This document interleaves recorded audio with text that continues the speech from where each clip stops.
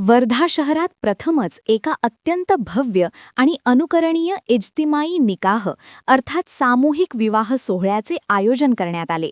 शहीद इम्रान खान स्मारक सेवा बहुउद्देशीय शिक्षण व प्रशिक्षण संस्था वर्धा यांच्या वतीने आयोजित या सोहळ्यात एकूण 11 जोडप्यांनी निकाहच्या पवित्र बंधनात अडकून आपल्या नवीन आयुष्याला सुरुवात केली.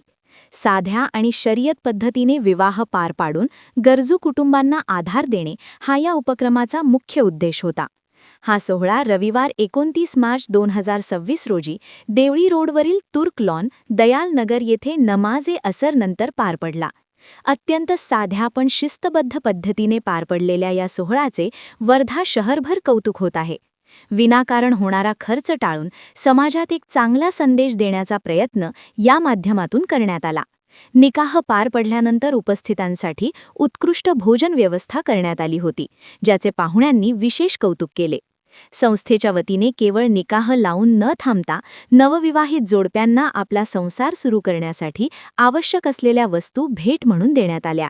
यामध्ये कुराण पाक, नमाज, फर्निचर, स्वयंपाकघरातील भांडी, स्टीलचा dinner set, gas stove, suitcase, dressing material आणि इतर घरगुती वस्तूंचा समावेश होता. यामुळे गरजू कुटुंबांना मोठा आर्थिक दिलासा मिळाला आहे. या मंगल प्रसंगी वर्ध्याचे खासदार अमर काळे आणि वर्धा नगर परिषदेचे सभापती सुधीर पांगुळ यांनी प्रमुख उपस्थिती दर्शवली. त्यांनी नवविवाहित जोडप्यांना पुढील वाटचालीस आशीर्वाद दिले आणि शहीद इम्रान खान संस्थेच्या सामाजिक कार्याची मुक्तकंठाने प्रशंसा केली. सोहळ्याच्या यशस्वीतेसाठी समितीच्या सदस्यांनी आणि कार्यकर्त्यांनी विशेष परिश्रम घेतले. प्रतिनिधी जावेद खान, NTV न्यूज मराठी, वर्धा.